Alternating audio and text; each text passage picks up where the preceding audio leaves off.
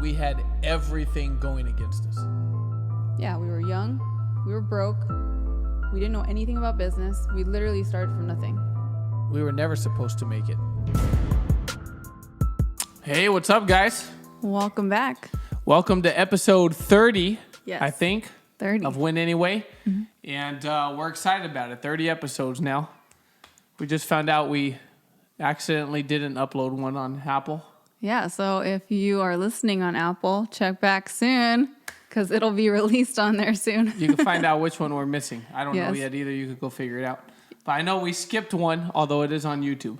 Yeah, so we didn't really skip one. We just kind of forgot about Apple. But it's all good. So episode 30, and we're excited about it. I think it's an important one. Yes, definitely important for not just the business, but just for your life in general. Yeah, and it's one that a lot of you probably will skip over and not really pay that much attention to because you don't think it's a big deal. Mm-hmm. But I think in the long run, it's probably the most important thing, maybe the biggest secret to you achieving anything great in life, period. Yep. So let's get into it. It's about associations. Yeah, associations. And if you're sick of hearing it, it's because you've never taken action and done what you were told was good for you to do. And so hopefully today you come in with a blank slate, take some notes, really internalize it, because if you can apply these things, it'll completely change your business and your life. Quality of life. Yeah, everybody ignores this one. We hear it in the business a lot. Maybe you hear it from your parents, when you were a kid, who you hang out with, things like that. It's probably one of those things you always hear your whole life. And but I'll tell you, it's powerful in the business, who you spend time with, not just in the business, but life in general, who you're around. And so we're going to cover 3 different areas.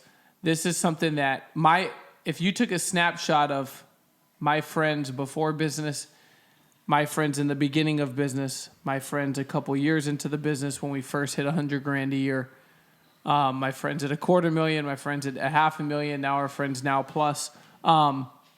They've constantly changed and shifted over the last 9 years in business.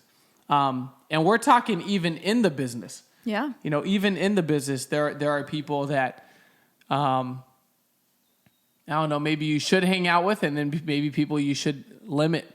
And so over the last 9 years, going from 0 to where we're at now, our picture of our closest friends has constantly shifted and changed. Yeah. And, I would like to say along with that is that what he's talking about, just very bluntly, is that just because somebody's in business with you or in the same, industry as you does not mean that they're automatically a good association. So. Yeah. So there's 3 areas we're going to talk about. Number 1 is people that you should disassociate from. Mm-hmm. Number 2 are people that you should limit your association with. And number 3 are people that you should expand those associations, meaning that you should spend more time with them. And the time clock should go up in regards to them.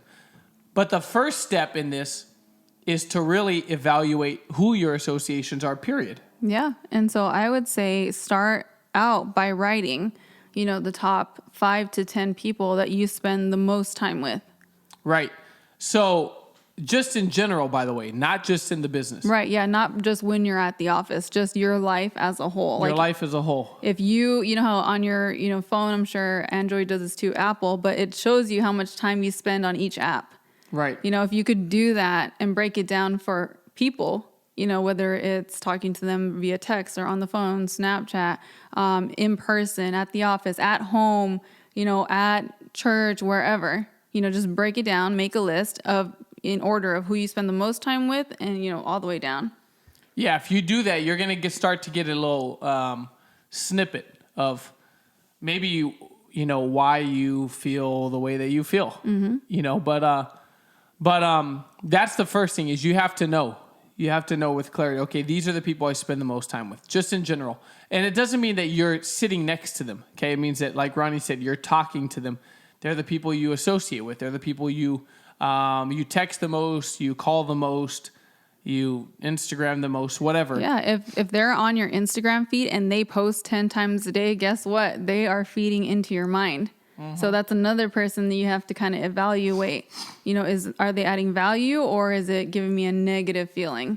Now, one of the things is that when you start, like if you're in business, for example, obviously for everybody, your life before business and after business, your associations have changed. A lot of our associations we've just carried with us through the years by default, not on purpose, just by default. Out of habit. And just the fact that those people have always been there. And so as we go through this, pay attention to who am I spending my time with? Who am I talking to? And then what you have to do is you have to identify your goal.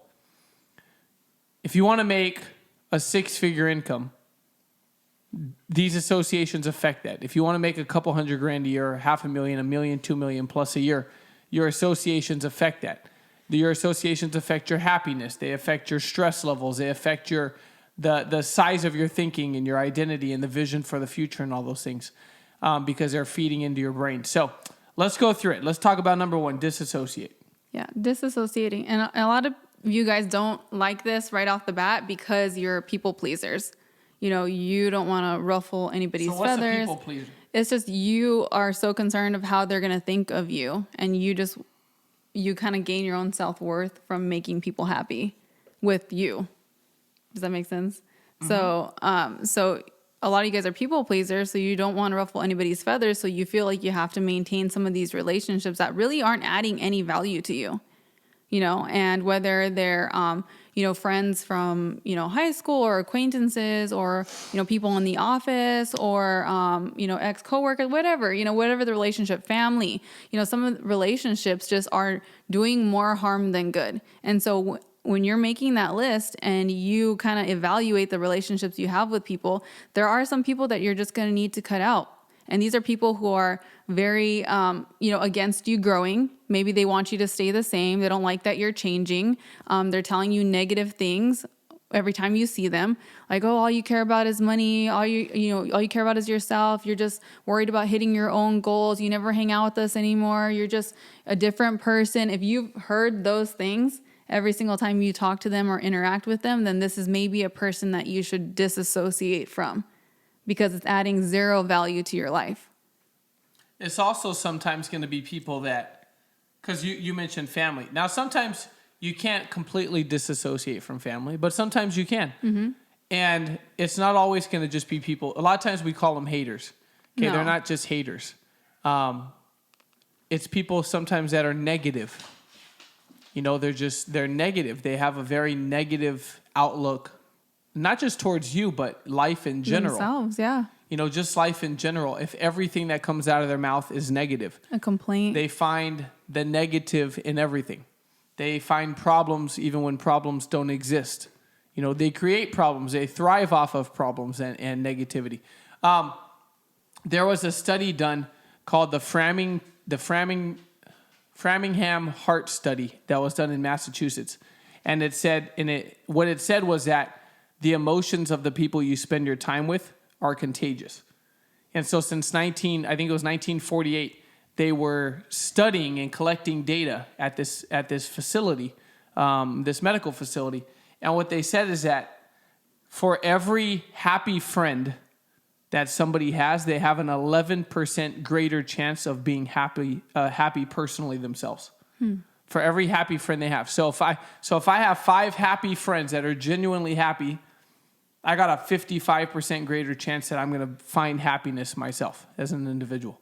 But that sounds cool. The same exact study said that for every negative, toxic friend that you have double the chance of being unhappy. So the negative ones were way more powerful than the happy ones. So the point is that a lot of times if you surround yourself and you look around and you got the people you talk to on your list are all negative, they all hate life, they're all miserable. Like, dude, you have double the chance of you being unhappy for every one of those people that you have on your association list. Yeah, there's a quote, and I'm probably gonna butcher it, but there's a quote that goes around. I don't know who says it. I don't know if anybody said it, but it's basically goes something like this: if before you label yourself depressed, that was me. Yeah, before you label yourself depressed, first make sure you're not just surrounded by assholes. Yep. Yeah. I say that all the time. I think at least 4 or 5 BPMs. But it's true. Some people, you have to realize, some people are addicted to negativity, addicted to chaos. Something's always wrong with them, their lives, their family. They look for every flaw, and that's what they highlight. And so if you're spending time with these people, it's like he said, that study, energy is contagious. Energy rubs off. And so some of that is going to stick on you no matter, how much you work on yourself. Spending time around people with negative energy just brings you down. So if anybody is popping in your mind while we're saying these things, while we're describing these types of people, don't ignore it. Focus on it at this moment, because those are the people that maybe you need to disassociate from. And it's not necessarily that they're bad people, because I know what some of you are going to think. You're going to go, well, no, but I mean, they're a good person. Here's the thing. It doesn't matter. It doesn't matter, because this isn't about them. It's about you and the fact that it affects you. And so that's number one, is disassociate. It's probably the hardest thing to do. Now, you don't need to write them all a letter and tell them that you're going to disassociate from them. The point is, you need to shift. You just shift. You just shift to somewhere else, your focus. Number two, associations that you probably need to limit. Mm-hmm. Yeah. So the difference between 1 and 2 is very slight. But there are associations that maybe you need to limit. So, for example, maybe you've got a neighbor who's just, by the way, hold on a second. Before we move on, back to number 1 on disassociate. Sometimes it's also their habits. It's not just their way of thinking, but their habits that make it so you need to disassociate. For example, they drink all day. They're always drinking. They can't do anything without drinking. Everything's surrounded by alcohol. That's not necessarily a good association. Yeah. And you go, well, I don't have a drinking problem. It doesn't matter. It's the point is, it's not an uplifting association. Maybe they're always smoking. Maybe they're always high. Whatever. It doesn't matter your preference. My point is that it's a lot of it could also be habits. So maybe your neighbor is always in the backyard, snorting cocaine. Maybe not a good association. Mm-hmm. But limiting associations, or maybe you got high school friends that they're cool and it's a good relationship in a 3-minute conversation once a month or something like that. Yeah. But not necessarily an all day, everyday thing. Yeah. If you're trying, let me give you an example. If you're trying to save money, you're really focused on it. You've never saved before, but you're trying to develop this habit of saving money versus spending, because spending's a lot more fun than saving, right? So you're trying to develop this habit of saving, but all of your friends that you spend all your time with, all they ever want to do on their free time is go to the mall and go shopping. How hard is it going to be for you to not look at the things in the store and swipe your card? It's going to be very unlikely that you're going to leave the mall without anything. So it's the same thing with any other habit. So if you're trying to get better in business, or you're working on your mindset, you want to be a positive person, you want to be a goal-oriented person, you want to be more effective with your time, you have to look at the habits of the people around you and to see if they're in alignment with your goals. Right. And a lot of those need to get limited. Yes. And in the business too, by the way. In the business too. The bottom line is that the secret to winning, just in life, is that you could only associate one way or the other. It's either up or down. The secret to winning is to associate up. That's the secret. It's always to associate up, to find people that are doing better than you. They're happier than you. They're in better shape than you. They have better health than you. They got better relationships with you or than you do. They have a better financial portfolio, savings, their income, their way of thinking. They're excited. They work a lot on themselves. It's to associate up. It's associating down, it just pulls you down. Mm-hmm. It gets you stuck. Yeah.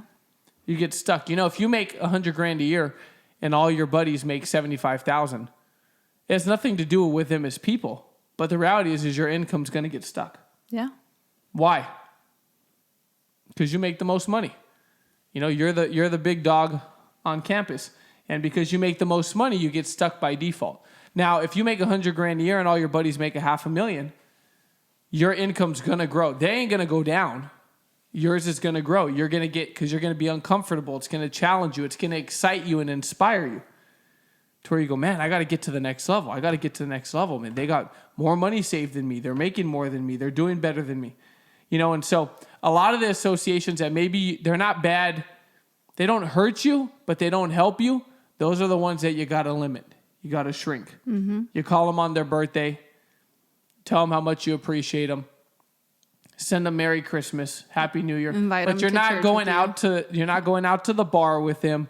You're not spending all your time at the gym with it. Like, I mean, you're just not doing those things necessarily. At least in my opinion, because you're trying to get somewhere. If you're on a mission. Mm-hmm. Now, if you're not on a mission, if you're just back at base chilling and cruising, then maybe it's not a big deal. But if you're trying to scale life to the next level, then you need to limit some of the associations. Yeah. Mm-hmm. Now, why do you have to limit them? Just because you don't have that much time. Yeah, and you're making room for Exactly. better. You're making room for better. You can't pour in and expand, which is our next one. You can't expand associations without limiting other ones because you don't have the room to do it. Yeah, if you want to redecorate your house, you're like, you know what? We're going to upgrade. We're going to make everything nicer. It's going to be more us, the new me. You know, it's going to be a reflection of myself. You're not going to leave all the old stuff, like, and then just try to like scooch in, you know, extra couches and chairs everywhere. It's not going to work, you know? Yeah, lay your new tile on top of your old tile. Yeah. Doesn't work. People do that, though. I know.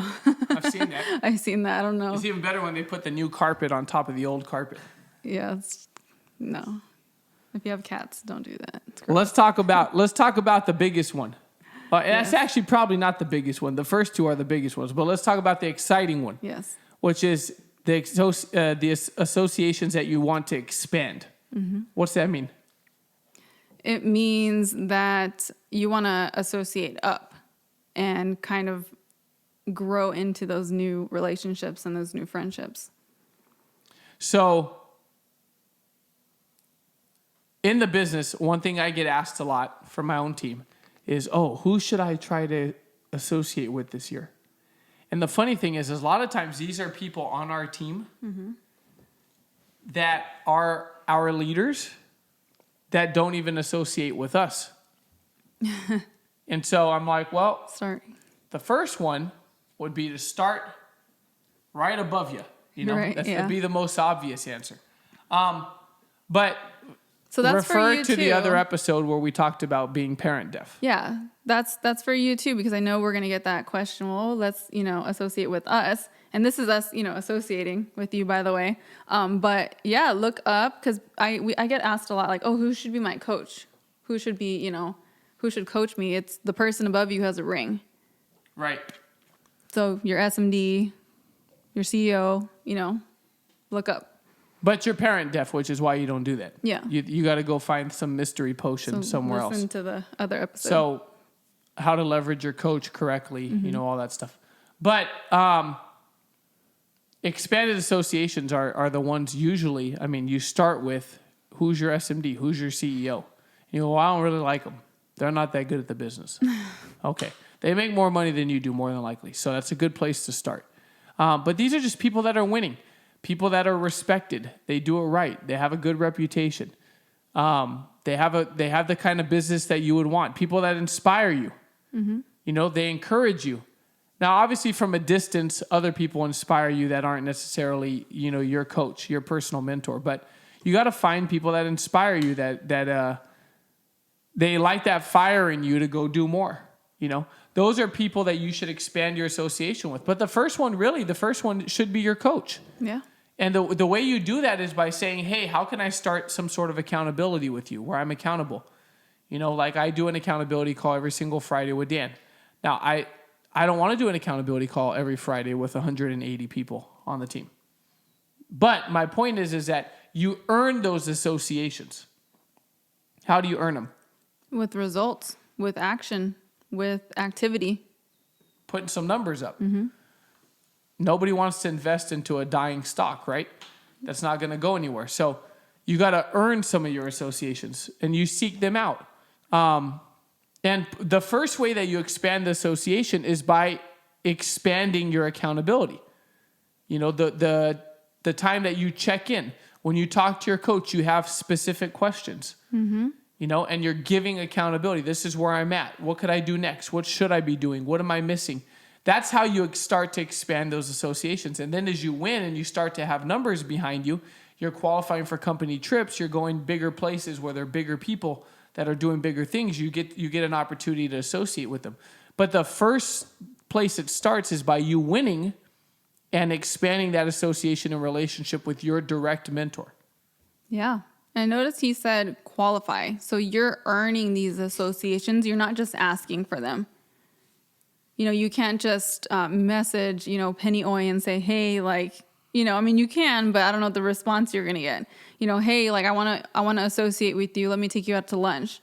You know, you have to qualify for these opportunities that show these people like, hey, I'm a player. You know, I'm trying to win. I'm putting in effort. I'm working. Because like he said, you know, nobody wants to invest in a stock that's not performing. Yeah, they got to know you're on the road already. People always say, hey, can I take you to lunch? It's like, I would rather go eat lunch alone. Honestly, I'd rather pay for it myself. You're like, well, I'm going to pay for it. I could pay for my own lunch. Right. Lunch is, in fact, the answer is probably no, because then I'm stuck with you at lunch. Right. So no, I really don't want to go to lunch. I would rather us, you know, really not talk at all. I'd rather us, honestly, like I'd rather, you know, us just hang out in Hawaii or something. Yeah. You know, but I'm talking about like with people like that, then yeah, I want to go to lunch. But here's my point. My point is that you have to be on the road in order to like be in the race. You can't just, hey, I want to associate with you. Like you have to have proven that you can get there first. The elementary schooler who wants to be a plastic surgeon, you know, isn't going to call up the plastic surgeon and be like, hey, will you mentor me? It's like, no, dude, if you're out of college, you're in med school, you're finishing your board certifications. All right, now maybe we could talk about it because you're here. You've got here already. You have a foundation to be able to actually benefit from the coaching. So you want those relationships. You got to work with the ones you have now. Your leadership, you got to win, get your ring, have some skin in the game, have something to show for yourself, and now you can start to build those other relationships. Yeah. People want to go like straight from A to Z, but there's a lot of letters in between. And that's really what we've done through the years. You know, a lot of people, you know, our team and a bunch of people like messaging fired up because we're speaking at the event with Olson for all his SMDs and above. And my dad messaged me, he said, man, isn't that so crazy when he came and he spoke at our Wealth Bowl? Like, who would have thought 5, 6, 7 years later? But the reality is it's like there was a lot of work in between now and then. And it's a huge honor for us. You know, when Olson reached out, I mean, it was a huge honor. You know, fired me up, sold me the dream all over again. And then I started to think about how I used to watch him on stage. You know, and we'd watch him on stage, get up there, and the reality is that in between then and now has been a lot of appointments, a lot of calls, a lot of work, a lot of growing, a lot of meetings, you know what I mean? Yeah. And it's a lot of qualifying for little things. So he talked about in the beginning, he said you have to qualify for it. For, let's say you're a training associate. Hey, you know what? Hit your promotion. I'm sure your team does things where they're like, hey, there's a contest this month. If you qualify, you get to go to this mastermind, right? We have a guest speaker, elite circles, like things like that you have to qualify for, you know, while you're in the base shop. That gets you a little bit closer to these associations. Right. You get to ask them questions, you know, especially like an elite circle or Q&A session. Something like that gets you a little bit closer, that gets you that association. Go to your Wealth Bowl, go to Vegas convention. There you get to associate with them from a little bit of a distance, but there's stepping stones. Right. Get into smaller rooms. Yeah. I remember the first time we saw Milet speak. We didn't know who he was. Yeah. And then now he's a friend of ours. You know, I remember the first time we qualified for the CEO Summit at Rich Dolly's house, and we sat at the table with Paul Hart, right? And then now he's a friend of ours. You know, watching Olson. So the crazy thing is that it's like think about like guys who watched Kobe growing up. They watched Kobe growing up like playing ball. You know, they watched him on TV. And then a couple of these guys played with him his last few years in the NBA. So to go from the guy whose poster you had on the wall and whose phone cover you had and jersey you used to buy to now he's like your freaking teammate and he's cussing you out in the locker room, you know, because you're lazy. I mean, it's a crazy thing. In the business, it's like the people that you idolize in the beginning become your friends. If you win and you get to that point, they become your associations. Yep. But you have to earn it, and then you expand on those. Here's the problem, though. You can't hang out with Milet over here and then hang out with your freaking negative ass, unemployed, alcoholic, you know, buddy on the weekend and expect to get big.